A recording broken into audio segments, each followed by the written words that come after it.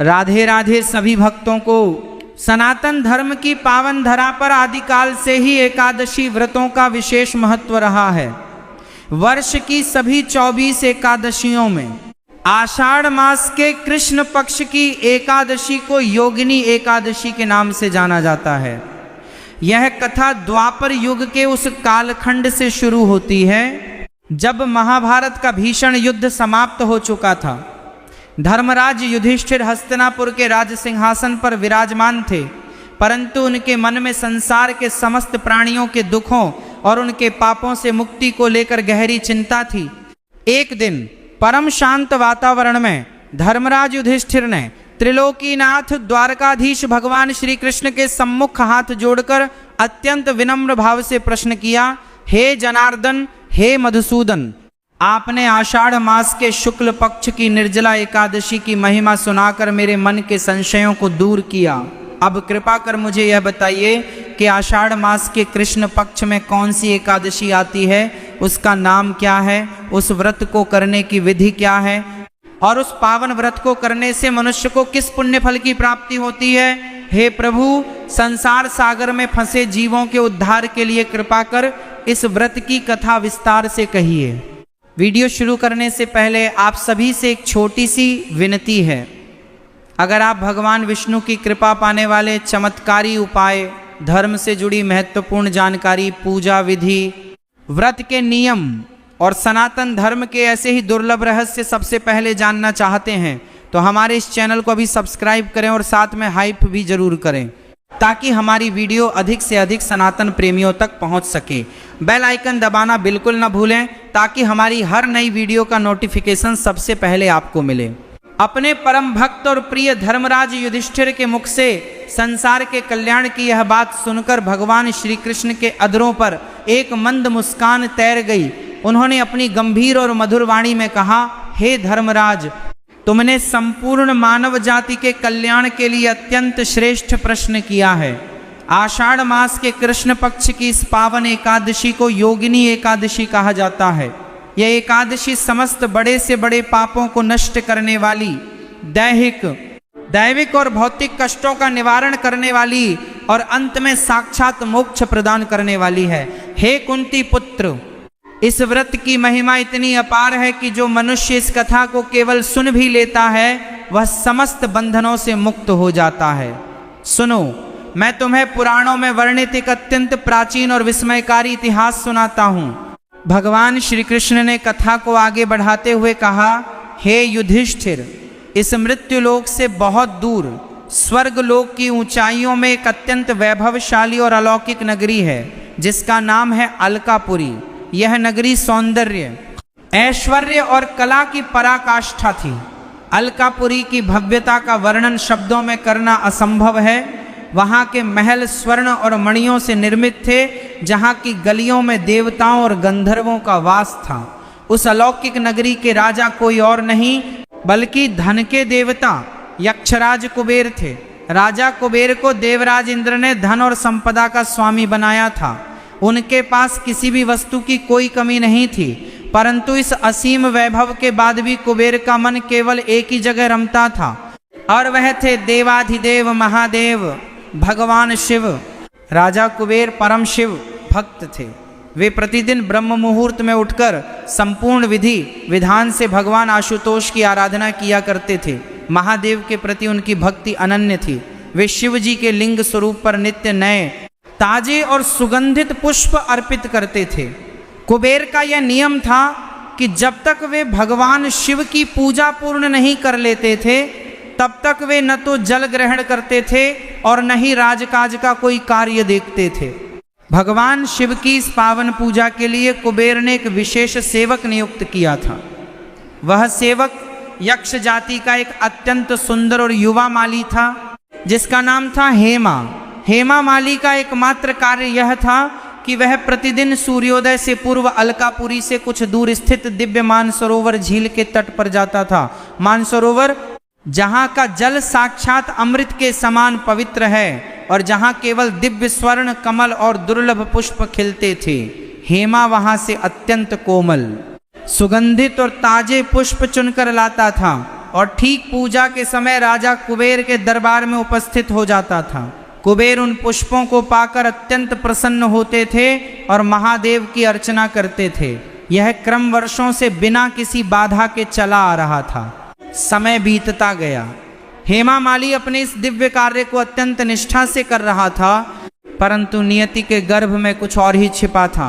हेमा माली का विवाह विशालाक्षी नाम की एक अत्यंत रूपवती और लावण्यमय यक्ष कन्या से हुआ था। विशालाक्षी का सौंदर्य ऐसा था कि जो भी उसे देखता ही रह जाता। हेमा माली अपनी पत्नी से अगाध प्रेम करता था।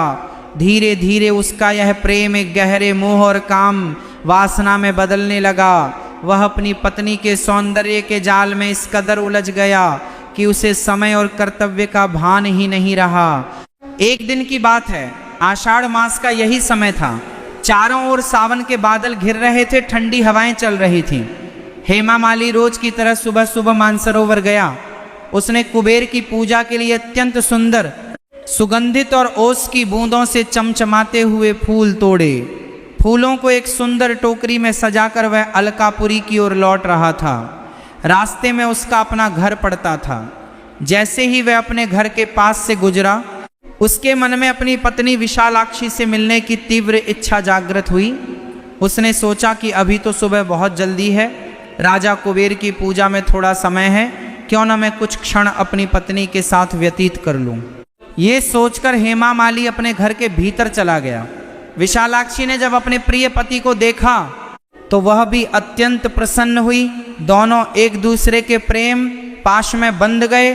कामदेव के प्रभाव में आकर हेमा माली ये पूरी तरह भूल गया कि उसके पास जो फूलों की टोकरी है वह त्रिलोकीनाथ शिव की पूजा के लिए है। वह समय की गति को भूल गया। सुबह से दोपहर हो गई और दोपहर से ढलने का समय आ गया, परंतु हेमा माली अपनी पत्नी के आलिंगन में बंधा काम वासना के वशीभूत होकर वहीं ठहरा रहा। उसे अपने राजा और अपने ईश्वर का तनिक भी ध्यान नहीं रहा। उधर अलकापुरी के राजमहल में राजा कुबेर अपनी पूजा की चौकी सजाकर बैठे थे। भगवान शिव का अभिषेक हो चुका था, चंदन और धूप लगाए जा चुके थे, परंतु जिस मुख्य वस्तु की प्रतीक्षा थी वे फूल अभी तक नहीं आए थे। कुबेर आंखें बंद किए ध्यान में बैठे थे, परंतु समय बीतता जा रहा था। दोपहर हो चुकी थी, पूजा का शुभ मुहूर्त निकला जा रहा था। राजा कुबेर का ध्यान भंग हुआ। उन्होंने अपनी आंखें खोली और चारों ओर देखा, परंतु हेमा माली का कहीं कोई अता पता नहीं था। कुबेर के मन में आश्चर्य और चिंता दोनों हुई। उन्होंने अपने द्वारपालों से पूछा, हे सेवकों, आज हेमा माली कहाँ है? मध्याह्न बीत चुका है, भगवान शिव की पूजा का समय निकला जा रहा है, परंतु वह अभी तक पुष्प लेकर क्यों नहीं आया? क्या मार्ग में उसके साथ कोई दुर्घटना घटित हुई है या वह किसी विपत्ति में है? राजा की आज्ञा पाकर कुबेर के 4 पराक्रमी यक्ष सैनिक तुरंत हेमा माली की खोज में निकल पड़े। उन्होंने अलकापुरी के मुख्य मार्गों, मानसरोवर के तटों और बाग बगीचों में खोज की, परंतु हेमा कहीं नहीं मिला। अंत में वे ढूंढते हुए हेमा माली के घर पहुंचे। जैसे ही सैनिक उसके घर के झरोखे के पास पहुंचे, उन्होंने जो दृश्य देखा उससे वे दंग रह गए। हेमा माली कुबेर की पूजा के फूलों की टोकरी को एक ओर रखकर अपनी पत्नी के साथ आमोद प्रमोद और काम क्रीड़ा में पूरी तरह लीन था। उसे इस बात का तनिक भी आभास नहीं था कि बाहर राजा के सैनिक खड़े हैं। सैनिक तुरंत वहां से लौटे और तीव्र गति से राजा कुबेर के दरबार में उपस्थित हुए। उन्होंने कुबेर के सम्मुख सिर झुकाकर कहा, हे महाराज यक्षराज, हेमा माली किसी विपत्ति में नहीं है, न ही उसके साथ कोई दुर्घटना हुई है। वह तो अपनी पत्नी विशालाक्षी के रूप सौंदर्य के वशीभूत होकर काम वासना के अंधकार में डूबा हुआ है। वह भगवान शिव की पूजा के फूलों को अपने घर में एक कोने में रखकर अपनी पत्नी के साथ रमण कर रहा है। आपकी पूजा की कोई परवाह नहीं है। सैनिकों की ये बात सुनते ही राजा कुबेर की आंखें क्रोध से लाल हो गईं। उनके होंठ कांपने लगे और उनका पूरा शरीर गुस्से से कांपने लगा। राजा कुबेर, जो परम शांत स्वभाव के थे, शिव पूजा में विघ्न पड़ने के कारण साक्षात काल के समान प्रतीत होने लगे। उन्होंने गरजते हुए कहा, उस दुराचारी और कामी यक्ष की इतनी मजाल, उसने अपनी तुच्छ शारीरिक वासना के लिए देवों के देव महादेव की पूजा का अनादर किया। उसने मेरे नियमों को तोड़ा। जाओ इसी क्षण उस पापी को बेड़ियों में जकड़कर मेरे सामने हाजिर करो। राजा की आज्ञा मिलते ही सैनिक दोबारा दौड़ पड़े। वे हेमा माली के घर में घुसे और उसे उसकी पत्नी के आलिंगन से खींचकर बाहर निकाला। हेमा माली को जैसे ही भान हुआ कि उसने कितनी बड़ी भूल कर दी है, उसका नशा पल भर में उतर गया। उसका पूरा शरीर भय से कांपने लगा।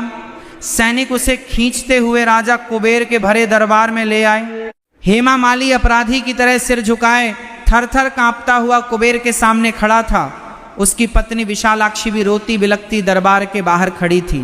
राजा कुबेर ने अपने ऊंचे सिंहासन से अत्यंत कठोर दृष्टि से हेमा की ओर देखा और गंभीर कड़कती आवाज में कहा, हे पापी, हे अधर्मी, हे कामी, तूने अपनी तुच्छ शारीरिक सुख के लिए त्रिलोकी के स्वामी भगवान आशुतोष की पूजा का घोर अनादर किया है, जो पुष्प महादेव के मस्तक पर सुशोभित होने चाहिए थे।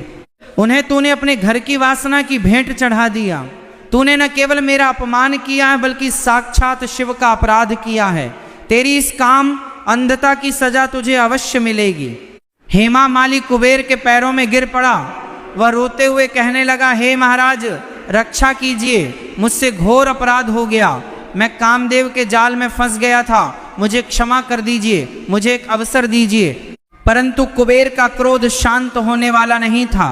उन्होंने हाथ में जल लिया और हेमा माली को देखते हुए अत्यंत भयानक श्राप दे दिया। कुबेर ने कहा, हेमा, जिस सुंदर शरीर और रूप के अभिमान में आकर, जिस पत्नी के मोह में आकर तूने शिव पूजा को छोड़ा है, मैं तुझे श्राप देता हूं कि तू इसी क्षण इस दिव्य स्वर्गलोक और अलकापुरी से नीचे मृत्युलोक पर गिर जाएगा। तेरा यह सुंदर दिव्य यक्ष शरीर अत्यंत कुरूप और भयानक कुष्ठ रोग से ग्रस्त हो जाएगा। तेरे शरीर का मांस गलेगा, उसमें से मवाद और रक्त बहेगा और भयंकर बदबू आएगी। तू तड़पेगा पर तुझे मौत नहीं आएगी। और सुन, जिस पत्नी के लिए तूने यह सब किया, तू उससे भी हमेशा के लिए बिछड़ जाएगा। तू धरती पर दुखों के महासागर में डूबेगा। जैसे ही कुबेर के मुख से यह श्राप निकला, आकाश में बिजली कड़की। हेमा माली का यक्ष स्वरूप उसी क्षण नष्ट हो गया। उसका दिव्य तेज समाप्त हो गया और उसके गोरे सुंदर शरीर पर काले नीले धब्बे पड़ने लगे। उसकी उंगलियां गलने लगीं। उसके पूरे शरीर से रक्त और पीप बहने लगा। वह चीखता चिल्लाता हुआ स्वर्ग की ऊंचाइयों से सीधे धरती के घने और भयानक जंगलों में आ गिरा। उसकी पत्नी विशालाक्षी वहीं रोती रह गई और वे दोनों हमेशा के लिए बिछड़ गए। स्वर्ग से गिरकर हेमा माली धरती के एक अत्यंत निर्जन और भयानक जंगल में आ गिरा। उसका कष्ट असहनीय था। कहाँ? वह स्वर्ग के कोमल बिस्तरों पर सोने वाला, अमृत का पान करने वाला दिव्य यक्ष, और कहाँ अब धरती की कंकड़ पत्थरों वाली जमीन, जहां उसके शरीर को कीड़े खा रहे थे। कुष्ठ रोग के कारण उसके पूरे शरीर में असहनीय जलन और खुजली होती थी। दिन के समय सूर्य की तेज धूप उसके घावों को और जलाती थी और रात के समय घने अंधकार में वह जंगली जानवरों के डर और भयंकर दर्द से तड़पता था। उसे न तो समय पर भोजन मिलता था न जल। भूख और प्यास से उसका कंठ सूख जाता था। परंतु कुष्ठ रोगी होने के कारण कोई भी जीव उसके पास नहीं आता था। यदि वह किसी नदी या तालाब के पास जल पीने जाता तो उसकी बदबू से वहां के पक्षी भी उड़ जाते थे। रात दिन वह तड़पता और रोता रहता था। परंतु इस भयंकर कष्ट के बीच भी एक चमत्कार था। चूंकि वह पूर्व जन्म में नित्य भगवान शिव की सेवा करता था, मानसरोवर के दिव्य फूल तोड़ता था, इसलिए उस शिव भक्ति के पुण्य के प्रभाव से उसकी याददाश्त नष्ट नहीं हुई थी। उसे अपने पूर्व जन्म की हर एक बात याद थी। उसे पता था कि वह किस पाप के कारण इस दुर्दशा को भोग रहा है। वह जंगलों में भटकते हुए निरंतर रोता और कहता, हे महादेव, मैंने आपकी पूजा में विघ्न डाला। मैं कितना बड़ा पापी हूँ। राजा कुबेर का श्राप उचित ही है, परंतु हे आशुतोष, क्या मेरे इस कष्ट का कभी अंत नहीं होगा? क्या मुझे कभी इस नरक से मुक्ति नहीं मिलेगी? हेमा माली ने भूख, प्यास, सर्दी, गर्मी के असहनीय कष्टों को सहते हुए कई वर्ष उस घने जंगल में बिताए। उसका शरीर पूरी तरह जर्जर हो चुका था, हड्डियां दिखाई देने लगी थीं, घाव इतने गहरे थे कि वो ठीक से चल भी नहीं पाता था। वह रेंग रेंग कर चलता था, परंतु उसके मन में अपने पाप का गहरा पछतावा था। यही पछतावा उसके पापों को धीरे धीरे कम कर रहा था। भटकते भटकते, रेंगते रेंगते एक दिन हेमा माली के जीवन में एक नया मोड़ आया। वह अपने दुखों को सहता हुआ उत्तर दिशा की ओर बढ़ने लगा। चलते चलते वह देवभूमि हिमालय की पावन वादियों में पहुंच गया। हिमालय, जहाँ की हवाओं में ही पवित्रता है, जहाँ साक्षात महादेव और माता पार्वती का वास है। हिमालय की शीतल और पावन वायु जब हेमा माली के सड़ते हुए शरीर को छुई तो उसे वर्षों बाद थोड़ी शांति का अनुभव हुआ। उसके घावों की जलन थोड़ी कम हुई। हेमा माली धीरे धीरे पर्वत की ऊंचाइयों पर चढ़ने लगा। तभी उसकी दृष्टि एक अत्यंत दिव्य, शांत और अलौकिक आश्रम पर पड़ी। वह आश्रम चारों ओर से हरे भरे वृक्षों, फूलों और शांत घूमते हुए हिरणों से घिरा था। वहाँ का वातावरण इतना पवित्र था कि हिंसक पशु भी अपनी दुश्मनी भूलकर शांत बैठे थे। वह आश्रम किसी और का नहीं, बल्कि सप्तर्षियों में श्रेष्ठ, अमरता का वरदान पाने वाले परम प्रतापी महर्षि मार्कंडेय का था। ऋषि मार्कंडेय वही महामुनि थे जिन्होंने अपनी भक्ति से साक्षात काल को भी जीत लिया था और महामृत्युंजय मंत्र की रचना की थी। महर्षि मार्कंडेय उस समय अपने शिष्यों से घिरे वेद मंत्रों का उच्चारण कर रहे थे। उनका मुख सूर्य के समान चमक रहा था। हेमा माली रेंगता हुआ, रोता बिलखता हुआ आश्रम के मुख्य द्वार तक पहुंचा। जैसे ही शिष्यों और ऋषि मार्कंडेय की दृष्टि उस भयानक कुष्ठ रोगी पर पड़ी, सब स्तब्ध रह गए। हेमा माली की हालत इतनी खौफनाक थी कि कोई साधारण मनुष्य उसे देखकर डर जाता, परंतु महर्षि मार्कंडेय तो करुणा के सागर थे। हेमा माली ऋषि मार्कंडेय के चरणों से कुछ दूर गिर पड़ा। उसने अपने गलते हुए हाथों को जोड़कर रोते हुए चीख कर कहा, हे महामुनि, हे करुणा सिंधु, मुझ पापी पर दया कीजिए। मैं एक अत्यंत भागा श्रापित जीव हूँ। संसार में ऐसा कोई पाप नहीं है जो मैंने न किया हो। मेरे कष्टों का कोई अंत नहीं है। कृपा कर मुझ पर दया कीजिए। महर्षि मार्कंडेय ने अपनी दिव्य दृष्टि से हेमा माली की ओर देखा। उन्होंने अपनी योग विद्या से काल गणना की और पल भर में हेमा के भूतकाल, उसके स्वर्गलोक के जीवन, राजा कुबेर के श्राप और उसकी शिव भक्ति को देख लिया। ऋषि के मन में उस यक्ष के प्रति गहरी करुणा जागृत हुई। उन्होंने देखा कि इस जीव ने अपने पाप की सजा भोग ली है और अब इसके मन में सच्चा पछतावा है। ऋषि मार्कंडेय ने अत्यंत मधुर और सांत्वना भरी आवाज में हेमा माली से कहा, हे पुत्र, उठो, डरो मत। मैंने अपनी योग दृष्टि से तुम्हारे जीवन की पूरी कहानी देख ली है। तुम पूर्व जन्म में यक्षराज कुबेर के सेवक थे और भगवान शिव की सेवा करते थे। यह सत्य है कि तुमने काम वासना के वशीभूत होकर महादेव की पूजा का अनादर किया, जिसके कारण तुम्हें यह भयानक कुष्ठ रोग और बिछड़ना सहना पड़ा। तुमने जो कर्म किया उसका फल तुम्हें मिला। ऋषि ने आगे कहा, परंतु हे यक्ष, तुम्हारे भीतर अपने पाप का सच्चा पश्चाताप है। तुमने जंगलों में रहकर बिना अन्न जल के जो कष्ट सहा है और निरंतर शिव का स्मरण किया है, उससे तुम्हारे पापों का भारी हिस्सा नष्ट हो चुका है। चूंकि तुमने मुझसे सत्य कहा है और तुम मेरी शरण में आए हो, इसलिए मैं तुम्हें निराश नहीं करूंगा। सनातन धर्म में कोई भी ऐसा पाप नहीं है जिसके प्रायश्चित का मार्ग न हो। विधाता ने हर कष्ट की एक औषधि बनाई है। यह सुनकर हेमा माली की आंखों में आशा के आंसू आ गए। उसने ऋषि के चरणों में सिर रखकर कहा, हे गुरुदेव, कृपा कर मुझे वह मार्ग बताइए। मैं इस तड़प्पन से मुक्त होना चाहता हूँ। मुझे मेरा दिव्य शरीर नहीं चाहिए। मुझे बस इस असहनीय दर्द और पाप के बोझ से मुक्ति दे दीजिए। महर्षि मार्कंडेय ने मुस्कुराते हुए कहा, सुनो हेमा, आषाढ़ मास के कृष्ण पक्ष की एक अत्यंत पवित्र और फलदायी एकादशी आने वाली है। इस एकादशी का नाम योगिनी एकादशी है। यह एकादशी साक्षात भगवान नारायण का स्वरूप है। जो मनुष्य पूरी श्रद्धा, निष्ठा और विधि विधान से इस योगिनी एकादशी का व्रत करता है, उसके जीवन के बड़े से बड़े पाप जैसे ब्रह्म हत्या, पूजनीय वस्तुओं का अपमान और गुरु की अवज्ञा जैसे घोर पाप भी पल भर में भस्म हो जाते हैं। यह एकादशी कुष्ठ रोग जैसी भयानक बीमारियों को नष्ट करने में साक्षात संजीवनी के समान है।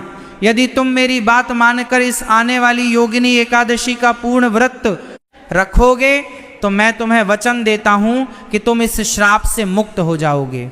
ऋषि मार्कंडेय के वचनों को हेमा माली ने भगवान का आदेश माना। उसने ऋषि से व्रत की पूरी विधि पूछी। ऋषि ने उसे समझाया कि एकादशी के दिन सुबह जल्दी उठकर भगवान विष्णु के मधुसूदन रूप की पूजा करनी चाहिए। दिन भर निराहार और निर्जला रहकर भगवान के नामों का संकीर्तन करना चाहिए और रात्रि के समय सोना नहीं चाहिए, बल्कि जागरण करके प्रभु की महिमा गानी चाहिए। अगले दिन यानी द्वादशी को ब्राह्मणों को दान दक्षिणा देकर व्रत का पारण करना चाहिए। योगिनी एकादशी का पावन दिन आया। हेमा माली ने भयंकर दर्द में होने के बाद भी पूरी श्रद्धा से व्रत का संकल्प लिया। उसने हिमालय की पावन नदी के जल से अपने जर्जर शरीर को साफ किया। उसने जर्शी के आश्रम के एक कोने में बैठकर भगवान नारायण की मानसिक पूजा शुरू की। उसके पास चढ़ाने के लिए सुंदर फूल नहीं थे क्योंकि उसका शरीर अशुद्ध था, परंतु उसने अपने आंसुओं और अपनी अटूट भक्ति को ही भगवान के चरणों में अर्पित कर दिया। पूरा दिन बीत गया। हेमा माली ने अन्न की एक बूंद भी ग्रहण नहीं की, न ही जल की एक बूंद पी। भूख और प्यास से उसका कमजोर शरीर और टूटने लगा। घावों का दर्द भी बढ़ा, परंतु उसके मन में ऋषि मार्कंडेय के वचनों पर अटूट विश्वास था। वह निरंतर नमो भगवते वासुदेवाय और नमः शिवाय का जाप करता रहा। रात का समय आया। घने अंधकार में जब पूरी प्रकृति सो रही थी, हेमा माली ऋषि के आश्रम के प्रांगण में बैठकर भगवान का जागरण कर रहा था। वह दर्द से कराहता, लेकिन मुख से केवल हरि का नाम ही निकलता। उसकी आंखों से बहते आंसू उसके घावों को धो रहे थे। उसकी यह कठिन साधना, उसका यह सच्चा प्रायश्चित साक्षात वैकुंठ लोक में बैठे भगवान श्री हरि विष्णु के सिंहासन को हिला गया। भगवान नारायण ने देखा कि एक जीव अपनी भूल को सुधारने के लिए कितनी कठिन परीक्षा दे रहा है। प्रभु की करुणा पिघल गई। जैसे ही रात बीती और द्वादशी की सुबह सूर्य की पहली किरण हिमालय की चोटियों पर पड़ी, एक अत्यंत अद्भुत और अलौकिक चमत्कार घटित हुआ। आकाश से देव दुंदुभियां बजने लगी, पुष्पों की वर्षा होने लगी और पूरा आश्रम एक दिव्य सुगंध से भर गया। हेमा माली जो रात भर के जागरण से निढाल होकर भूमि पर बैठा था, अचानक उसे अनुभव हुआ कि उसके शरीर की भयानक जलन पूरी तरह शांत हो गई है। उसके घावों का दर्द गायब हो चुका था। उसने आश्चर्यचकित होकर अपने हाथों की ओर देखा। जहां कुछ समय पहले गलते हुए घाव और मवाद था, वहां अब साक्षात सोने जैसी चमकती हुई त्वचा आ गई थी। उसकी उंगलियां जो गल चुका थीं, वह फिर से पूरी तरह ठीक और सुंदर हो गई थीं। हेमा माली तुरंत खड़ा हुआ। उसने देखा कि उसका भयानक कुष्ठ रोग जड़ से समाप्त हो चुका था। उसका शरीर पहले की तुलना में और भी अधिक दिव्य, तेजस्वी, सुंदर और सुगठित हो गया था। उसका यक्ष स्वरूप पूरी तरह वापस आ चुका था। उसके शरीर से कुष्ठ रोग की बदबू के स्थान पर दिव्य चंदन और पारिजात के फूलों की महक आ रही थी। यह देखकर हेमा माली की आंखों से आनंद के आंसू बहने लगे। उसने जिच्छी मार्कंडेय के चरणों में लेटकर साष्टांग दंडवत प्रणाम किया। जिच्छी मार्कंडेय ने उसे उठाकर आशीर्वाद दिया और कहा, हे यक्ष, देखो योगिनी एकादशी की महिमा। भगवान श्री हरि ने तुम्हारी पुकार सुन ली है। तुम्हारे सारे पाप इस व्रत की अग्नि में जलकर भस्म हो गए हैं। अब तुम पूरी तरह पवित्र हो चुके हो। उसी क्षण आकाश से एक दिव्य विमान उतरा जिसे देवदूत लेकर आए थे। हेमा माली उस विमान में बैठा और अत्यंत आदर के साथ वापस स्वर्ग लोक की अलकापुरी नगरी की ओर प्रस्थान कर गया।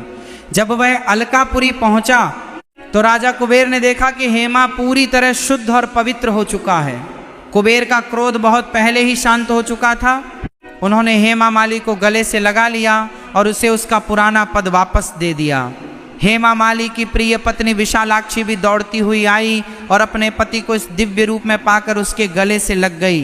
दोनों का वियोग समाप्त हुआ और वे फिर से सुखपूर्वक रहने लगे।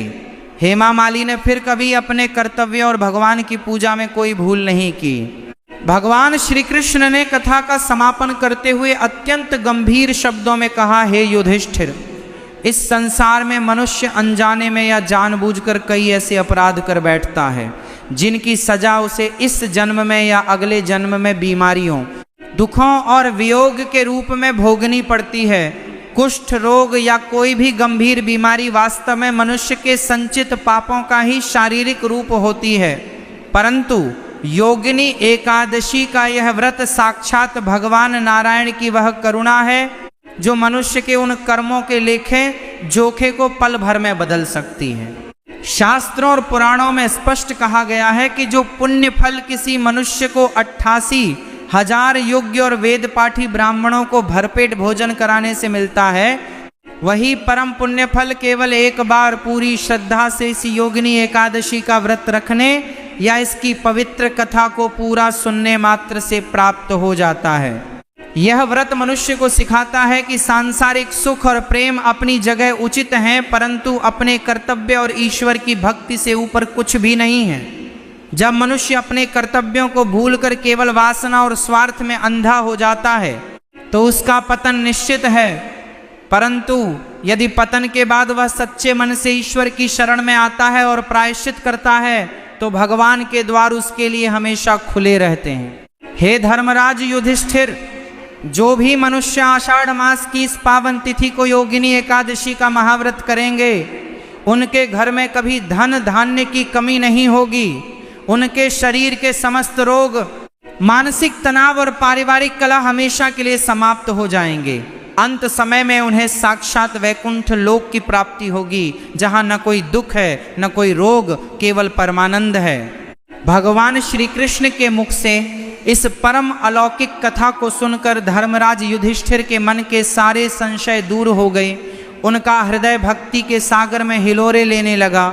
उन्होंने भगवान श्री कृष्ण के चरणों में बारंबार प्रणाम किया। क्या आप जानते हैं कि इस साल योगिनी एकादशी व्रत का पुण्य फल पाने के लिए आपके पास सिर्फ कुछ ही घंटों का समय है, 11 जुलाई या 12 जुलाई। अगर आपने पारण की तारीख और समय चुनने में जरा सी भी चूक कर दी तो शास्त्रों के अनुसार आपकी 2 दिनों की ये कठिन तपस्या और भूखे रहने का नियम पूरी तरह निष्फल हो सकता है। यही वजह है कि आज का यह वीडियो आपके लिए बेहद जरूरी है।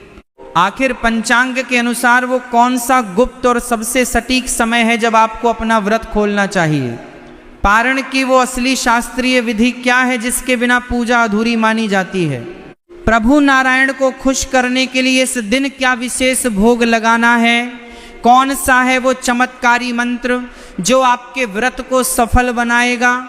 और सबसे बड़ी बात, अगर व्रत के दौरान आपसे जाने अनजाने कोई भूल या पाप हो गया है तो क्षमा याचना और पुष्पांजलि की वो कौन सी गुप्त विधि है जो भगवान श्री हरि के क्रोध को आशीर्वाद में बदल देगी? आज के इस वीडियो में हम ज्योतिष शास्त्र और पुराणों के आधार पर संपूर्ण और सटीक जानकारी जानेंगे ताकि आपके जीवन के सारे कष्ट दूर हों। वीडियो को भी एक लाइक कर दीजिए और कमेंट में जय श्री हरि लिखना मत भूलिएगा। यदि आप हमारे चैनल पर नए हैं और सभी व्रत त्योहारों की सही, प्रामाणिक और शास्त्रीय जानकारी पाते रहना चाहते हैं तो चैनल को अभी सब्सक्राइब कर लीजिए और बेल आइकन को प्रेस करना बिल्कुल ना भूलें, क्योंकि यहाँ हर जानकारी ज्योतिष शास्त्र, पुराण और पंचांग के सटीक आधार पर ही दी जाती है। चलिए इस रहस्य से पर्दा उठाते हैं और विस्तृत जानकारी आरंभ करते हैं। प्रिय भक्तों, योगिनी एकादशी का यह पावन व्रत अत्यंत कल्याणकारी माना गया है। इस साल इसके अनुष्ठान को लेकर विभिन्न प्रांतों में थोड़ा भेद देखा गया। देश के कुछ हिस्सों में कुछ लोगों ने इस व्रत को 10 तारीख को किया होगा, लेकिन अधिकतर प्रांतों और अधिकांश भक्तों द्वारा इसे 11 तारीख को किया जा रहा है। इसका मुख्य शास्त्रीय कारण यह था कि 10 तारीख को सूर्योदय के समय एकादशी तिथि पूर्ण रूप से व्याप्त नहीं थी, जिसके कारण वह दशमी विद्या एकादशी कहलाए। हमारे शास्त्रों में स्पष्ट निर्देश है कि दशमी विद्या एकादशी का व्रत कभी नहीं करना चाहिए।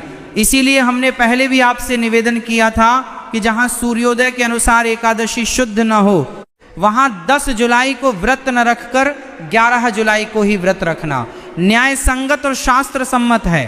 परंतु जिन भक्तों ने अपने स्थानीय सूर्योदय के अनुसार या किसी कारणवश 10 जुलाई को व्रत रख लिया है, उन्हें भी घबराने की कोई आवश्यकता नहीं है। इस वीडियो में हम दोनों ही तिथियों के लिए पारण का बिल्कुल सटीक और शुभ समय बताएंगे। पारण की पूजा विधि, सामग्री, नियम और भगवान नारायण की प्रसन्नता के उपाय सभी के लिए बिल्कुल समान रहेंगे। चाहे आपने व्रत 10 को किया हो या 11 को, आपने श्रद्धापूर्वक व्रत का संकल्प लिया है तो अब इसके समापन को भी उतनी ही शुद्धता से करना आपका परम कर्तव्य है। प्रिय भक्तों, अब हम बात करते हैं उस सबसे महत्वपूर्ण विषय की जिसका आप सभी को इंतजार है। पारण का सटीक समय क्या रहेगा? कृपया अपनी व्रत की तिथि के अनुसार इस समय को बहुत ध्यान से नोट कर लीजिए और हो सके तो कहीं लिख कर रख लीजिए, क्योंकि शास्त्रों में समय का पालन करना ही पारण की मुख्य कुंजी माना गया है। जिन भक्तों ने 10 जुलाई को व्रत रखा है, यदि आपने 10 तारीख को एकादशी का व्रत किया है तो आपके लिए पारण की तिथि 11 जुलाई रहेगी। यहाँ शास्त्रों का एक अत्यंत कड़ा नियम आपको ध्यान में रखना होगा। 11 जुलाई की सुबह लगभग 10:30 या 10:45 बजे तक हरिवासर का समय व्याप्त रहेगा। हमारी सनातन सुबह दिक्कर्ता की कड़ा नियम, धर्म के शास्त्रों में स्पष्ट लिखा है कि जब तक द्वादशी तिथि का प्रथम चौथाई भाग यानी हरिवासर की अवधि समाप्त नहीं हो जाती, तब तक एकादशी व्रत का पारण भूलकर भी नहीं करना चाहिए। यदि आप जाने अनजाने भी हरिवासर में व्रत खोलते हैं तो आपका व्रत खंडित माना जाता है और उसका कोई पुण्य नहीं मिलता। इसीलिए 10 जुलाई को व्रत करने वाले भक्त 11 जुलाई को सुबह 11:00 बजे से पहले पारण बिल्कुल नहीं करेंगे। आपके लिए पारण का सबसे उत्तम, शुद्ध और शुभ समय सुबह 11:00 बजे से लेकर दोपहर 1:00 बजे के बीच रहेगा। इसी समय अवधि में आपको अपनी पूजा संपन्न करके पारण कर लेना है। जिन भक्तों ने 11 जुलाई को व्रत रखा है, यदि आपने पंचांग के अनुसार शुद्ध तिथि मानते हुए 11 जुलाई को एकादशी का व्रत रखा है, तो आपके लिए पारण की तिथि 12 जुलाई द्वादशी तिथि रहेगी।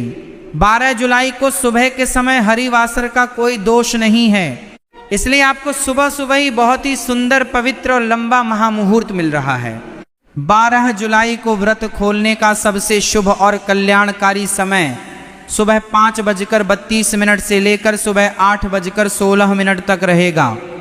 इस लगभग 2.5 घंटे के अद्भुत मुहूर्त के भीतर ही आपको अपनी पारण पूजा, पुष्पांजलि, दान का संकल्प और तुलसी दल से पारण की प्रक्रिया को पूर्ण कर लेना चाहिए। यह समय आपके जीवन में सुख, समृद्धि और सौभाग्य की वृद्धि करने वाला सिद्ध होगा। व्रत रखने के बाद उसके पूर्ण फल की प्राप्ति के लिए कुछ अत्यंत कड़े नियमों का पालन करना अनिवार्य होता है। हम आशा करते हैं कि आपने हमारे पिछले वीडियो में बताई गई विधि के अनुसार भगवान विष्णु का उत्तम पूजन किया होगा। पूजन के बाद का समय कैसे व्यतीत करना है, ये बहुत महत्वपूर्ण है। एकादशी के दिन मन में किसी के प्रति बैर भाव, शत्रुता या ईर्ष्या नहीं आनी चाहिए। किसी भी परिस्थिति में वाद विवाद, लड़ाई झगड़ा या किसी निर्दोष पर क्रोध करने से बचें। वाणी पर संयम रखें और किसी के साथ अभद्र या कटु शब्दों का व्यवहार न करें। इस पावन दिन पूर्ण ब्रह्मचर्य का पालन करना अनिवार्य है। अपने चित्त को शांत रखें और जितना संभव हो भगवान वासुदेव के चरणों में अपना ध्यान लगाएं। शास्त्रों में एकादशी के दिन मिथ्या भाषण यानी झूठ बोलना महापाप माना गया है। झूठ, कपट और फरेब से कोसों दूर रहें। इतना ही नहीं, जो लोग नियमित रूप से झूठ बोलते हैं, फरेब करते हैं या पाप कर्मों में लिप्त रहते हैं, एकादशी के दिन उनसे वार्तालाप करने की भी मनाही है। सायंकाल के समय यदि संभव हो तो सपरिवार भगवान का भजन कीर्तन करें। रात्रि के समय शयन न करके जागरण करने का विधान है। अब बात करते हैं पारण के दिन की सुबह की। जो भक्त रात्रि में जागरण कर रहे हैं या जो गृहस्थ रात्रि में अल्प शयन करते हैं, उन सभी को पारण वाले दिन सूर्योदय से पूर्व यानी ब्रह्म मुहूर्त में उठ जाना चाहिए। सूर्योदय से पहले उठकर नित्य क्रियाओं से निवृत्त हों और पवित्र जल से स्नान करें। स्नान के जल में यदि 2 बूंद गंगा जल मिला लिया जाए तो वह परम उत्तम होता है। स्नान के पश्चात पूर्ण रूप से स्वच्छ, धुले हुए और पवित्र वस्त्र धारण करें। पारण के दिन पीले या सफेद वस्त्र पहनना अत्यंत शुभ माना जाता है। स्नान आदि से निवृत्त होकर सबसे पहले तांबे के पात्र में शुद्ध जल लेकर भगवान भास्कर यानी सूर्य देव को अर्घ्य दें। सूर्य नारायण को जल अर्पित करते समय सूर्याय नमः या घृणी सूर्याय नमः मंत्र का जाप करें। इसके बाद सीधे अपने घर के मुख्य पूजा स्थल पर आएं, जहां आपने एकादशी के दिन चौकी स्थापित की थी या जहां आपका नियमित मंदिर है। वहां पर कुशा या ऊन का पवित्र आसन बिछाकर पूर्व दिशा या उत्तर दिशा की ओर मुख करके बैठ जाएं। यदि आपके घर में नित्य की पूजा पाठ आरती या चालीसा का नियम है तो पहले अपने मंदिर में उसे संपन्न कर लें। इसके बाद एकादशी के दिन विशेष रूप से लगाई गई चौकी पर आएं। सबसे पहला काम आपको ये करना है कि एकादशी के दिन भगवान को जो पत्र, पुष्प, माला या फल अर्पित किए गए थे, यानी जो बासी सामग्री या निर्माल्य है, उसे अत्यंत आदर पूर्वक वहां से हटाकर एक स्वच्छ पात्र में रख लें। इन्हें बाद में किसी पवित्र नदी में प्रवाहित या किसी पेड़ की जड़ में डालना होगा। भगवान की चौकी को साफ करें और आज पारण के दिन पुनः नए, ताजे और सुगंधित पत्र, पुष्प अर्पित करने के लिए तैयार हो जाएं। शास्त्रों में किसी भी प्रतिष्ठित अतिथि या साक्षात ईश्वर के पूजन में सबसे पहले पाद्य, अर्घ्य और आचमनीय जल अर्पित करने का विधान है। अपनी आचमनी में स्वच्छ जल लें और भगवान के चरणों की तरफ अर्पित करते हुए भाव करें कि आप साक्षात श्री हरि के चरण कमलों को धो रहे हैं। बोलें, योगिनी एकादशी व्रत पारण निमित्त भगवान नारायणाय नमः पाद्य समर्पित्यामि। चित्र वाले भक्त सामने रखी कटोरी में जल छोड़ें। इसके बाद भगवान को हस्त प्रक्षालन यानी हाथ धुलाने के लिए अर्घ्य दें। चम्मच में जल लेकर बोलें, भगवान नारायणाय नमः अर्घ्य समर्पित्यामि और जल अर्पित कर दें। तीसरी बार पुनः चम्मच में जल लें और मुख शुद्धि के लिए आचमन कराएं। भगवान नारायणाय नमः आचमनीय समर्पित्यामि। अब आता है भगवान के स्नान का सबसे मुख्य भाग। जिन भक्तों के पास ठाकुर जी की प्रतिमा है वे अपने शंख में जल भरें और शंख की धारा से भगवान को स्नान कराएं।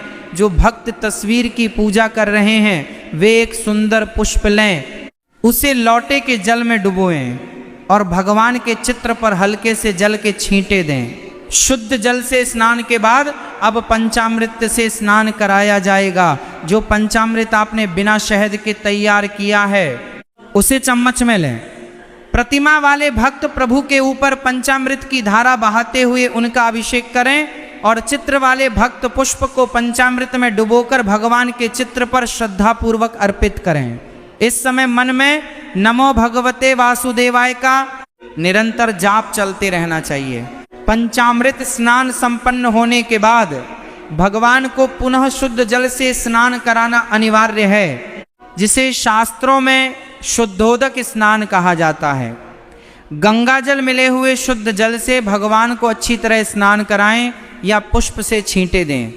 इसके बाद प्रतिमा वाले भक्त एक अत्यंत कोमल और स्वच्छ वस्त्र अंगोछा लेकर प्रभु के श्री विग्रह को बड़े प्रेम से पोंछ लें और उन्हें वापस उनके मुख्य आसन पर विराजमान कर दें। चित्र वाले भक्त सूती कपड़े से कटोरी के आसपास की जगह साफ कर लें। स्नान के पश्चात भगवान नारायण का दिव्य श्रृंगार किया जाता है। वस्त्र के रूप में कलावा यानी मौली का एक उत्तम टुकड़ा तोड़ें और उसे भगवान को वस्त्र स्वरूप अर्पित करें। इसके बाद यज्ञोपवीत यानी जनेऊ अर्पित करने की बारी आती है। यहाँ एक बहुत महत्वपूर्ण नियम याद रखें। बाजार से लाया हुआ कोरा सफ़ेद जनेऊ भगवान को कभी भी सीधे अर्पित नहीं किया जाता। उस सफ़ेद जनेऊ को अपने हाथ में लें, उस पर थोड़ी रोली, कुमकुम या हल्दी लगाकर उसे रंजित रंगीन कर लें। जब जनेऊ पर पीले या लाल रंग के संस्कार हो जाएं, तभी उसे भगवान को धारण करवाएं। जनेऊ अर्पित करते हुए बोलें नमः शिवाय, यज्ञोपवीतम समर्पित्यामि। वस्त्र और जनेऊ के बाद प्रभु को सुगंध प्रिय है, इसलिए इत्र सेवा की जाती है। एक छोटा सा रुई का फाहा, कॉटन बॉल लें या एक पुष्प लें, उस पर शुद्ध चंदन या चमेली का इत्र लगाएं और भगवान के चरणों में या उनके श्री विग्रह पर अर्पित करें। अब भगवान को गंधम यानी तिलक लगाने का समय है। अपने दाहिने हाथ की अनामिका उंगली रिंग फिंगर से गोपी चंदन, अष्टगंध या केसर युक्त चंदन लें और भगवान के मस्तक पर अत्यंत प्रेम और श्रद्धा से सुंदर तिलक लगाएं। इसके बाद भगवान को पत्र और पुष्प अर्पित करें। यदि आपके पास पीले फूल, गेंदे के फूल या गुलाब के फूल हैं तो उनकी माला भगवान को पहनाएं या पुष्प उनके चरणों में अर्पित करें। तुलसी दल, तुलसी के पत्ते भगवान नारायण को अत्यंत प्रिय हैं, इसलिए उनके मस्तक और चरणों में तुलसी दल अवश्य चढ़ाएं। श्रृंगार पूर्ण होने के बाद जो धूप और दीप आपने शुरुआत में जलाए थे, उन्हें उठाकर भगवान के सामने 3 या 7 बार क्लॉकवाइज गोलाकार घुमाते हुए धूप और दीप के दर्शन कराएं। पूजन के इस चरण में भगवान को नैवेद्य यानी भोग अर्पित किया जाता है, प्रारंभिक भोग के रूप में। यदि आपके पास लतू फल जैसे केला, आम या सेब हैं तो वे चढ़ाएं। यदि कोई सात्विक मिठाई, मिश्री या बताशा है तो उसे एक स्वच्छ कटोरी में रखकर भगवान के सामने अर्पित करें। भोग रखने के बाद मुख शुद्धि के लिए आचमन के रूप में जल लेकर सामने रखे पात्र में छोड़ दें। इसके बाद तांबूल अर्पण का विधान है। तांबूल का अर्थ होता है पान का बीड़ा। एक साफ बिना कटा फटा पान का पत्ता लें, उस पर 2 साबुत लौंग, 2 छोटी इलायची और एक अखंडित पूरी सुपारी रखें। इसका एक सुंदर बीड़ा बनाकर भगवान के सम्मुख अर्पित करें। इसके साथ ही अपनी श्रद्धा और सामर्थ्य के अनुसार कुछ नकद राशि यानी दक्षिणा अवश्य चढ़ाएं, क्योंकि दक्षिणा पूजा में रह गई कमियों को पूरा करती है। इसके बाद हाथ जोड़कर भगवान को प्रणाम करें। अब समय आता है पारण के मुख्य भोजन का भोग लगाने का। एकादशी के अगले दिन द्वादशी को भगवान को विशेष अन्न का भोग लगाया जाता है। शास्त्रों के अनुसार इस दिन चावल की केसर युक्त खीर बनाना अत्यंत कल्याणकारी और उत्तम माना गया है। यदि आप खीर नहीं बना सकते तो अपने घर में जो भी शुद्ध सात्विक भोजन जैसे रोटी, दाल, चावल, सब्जी बना हो उसका भोग लगाएं। विशेष ध्यान रखें, इस भोजन में भूलकर भी तामसिक चीजें जैसे लहसुन या प्याज का प्रयोग कतई नहीं होना चाहिए। भोजन की थाली को सुंदर ढंग से सजाएं और उसमें तुलसी का पत्ता अवश्य रखें, क्योंकि बिना तुलसी के भगवान विष्णु अन्न का भोग स्वीकार नहीं करते। थाली को भगवान के सामने रखें। यदि संभव हो तो थोड़ी देर के लिए पर्दा कर दें। अपने हाथ में जल लेकर थाली के चारों ओर गोलाकार घुमाकर भूमि पर छोड़ दें और घंटी बजाएं। कुछ क्षणों बाद पर्दा हटाकर आचमन के लिए पुनः जल छोड़ें और उस महाप्रसाद की थाली को आदर पूर्वक उठाकर मुख्य प्रसाद में मिला दें। प्रिय भक्तों, अब हम पूजा के उस सबसे महत्वपूर्ण भाग में प्रवेश कर रहे हैं जो आपके पूरे 2 दिनों के व्रत के पुण्य फल को निर्धारित करता है, और वह है पुष्पांजलि और क्षमा याचना। कई बार पूजा पूरी होने के बाद भी भक्तों को लगता है कि उनका व्रत सफल हुआ या नहीं। यह विधि आपके संशयों को दूर करेगी। अपने दोनों हाथों की अंजलि में सुंदर ताजे फूल और तुलसी के पत्ते ले लीजिए। भगवान नारायण के शांत और चतुर्भुज रूप का ध्यान करते हुए अपने स्थान पर सीधे खड़े हो जाएं या बैठे रहें। अब भगवान के सामने अत्यंत विनम्रता और करुणा भाव से इन शब्दों को दोहराएं या मन में यह भाव लाएं। आवाहनं न जानामि विसर्जनम, पूजा चैव न जानामि क्षमस्व परमेश्वर। हे प्रभु, हे परमेश्वर वासुदेव, मैं अत्यंत अज्ञानी जीव हूँ। मैं न तो आपका आवाहन करना जानता हूँ कि आपको कैसे बुलाऊं, और न ही आपका विसर्जन करना जानता हूँ। मैं तो आपकी पूजा करने की सही विधि, नियम और पद्धतियों से भी पूर्णतः अनभिज्ञ हूँ। मेरे पास न तो धन है, न उत्तम बुद्धि है, और न ही पूर्ण भक्ति है। जैसी भी मेरी छोटी सी समझ थी, जैसी मेरी मति थी, उसके अनुसार मैंने इन 2 दिनों में आपके इस पावन योगिनी एकादशी का व्रत रखने का प्रयास किया है, नियमों का पालन करने की कोशिश की है। हे दया सिंधु, इस व्रत के दौरान, पूजा के दौरान या मानसिक रूप से मुझसे उठते बैठते जाने अनजाने में जो भी त्रुटियां, कमियां या भूल हो गई हो, उसे अपने नादान बालक का अपराध समझकर क्षमा कर दीजिएगा। हम आपके दर के भिखारी हैं, आपकी शरण में आए हैं। हमारे जीवन के समस्त पापों का नाश कर हमें अपनी भक्ति का वरदान दीजिए और इस व्रत को अपने श्री चरणों में स्वीकार कीजिए। यदि व्रत के दौरान आपसे सचमुच कोई बड़ी भूल हो गई हो, जैसे अनजाने में कुछ खा लिया हो या किसी पर क्रोध कर दिया हो, तो उसका स्मरण भी इसी समय भगवान के सामने कर लें और सच्चे मन से क्षमा मांग लें। भगवान दया के सागर हैं, वह आपकी भूल को तुरंत क्षमा कर देंगे। इसके बाद अपनी अंजलि के पुष्प भगवान के चरणों में बड़े प्रेम से समर्पित कर दें। माताएं बहनें हाथ जोड़कर मस्तक झुकाएं और पुरुष जन भगवान के सामने दंडवत प्रणाम करें। अपने ही स्थान पर खड़े होकर क्लॉकवाइज 3 बार परिक्रमा करें और भगवान को पुनः नमस्कार करें। इस प्रकार आपकी पारण पूजा पूर्ण होती है। पूजा पूर्ण होने के बाद भगवान की चौकी को उसके स्थान से हल्का सा लगभग 1 इंच दाहिनी ओर खिसका दें। ये इस बात का प्रतीक है कि पूजा संपन्न हो चुकी है और देवताओं का विसर्जन हो गया है। चौकी पर चढ़ाए गए पत्र, पुष्प आदि को बाद में विसर्जित कर दें। भगवान की प्रतिमा या चित्र को वापस अपने नियमित मंदिर में आदर सहित स्थापित कर लें। चौकी पर चढ़ाए गए फल या मिठाई को परिवार के सभी सदस्यों में प्रसाद रूप में बांट दें। अब शास्त्रों का सबसे अनिवार्य नियम ब्राह्मण दान।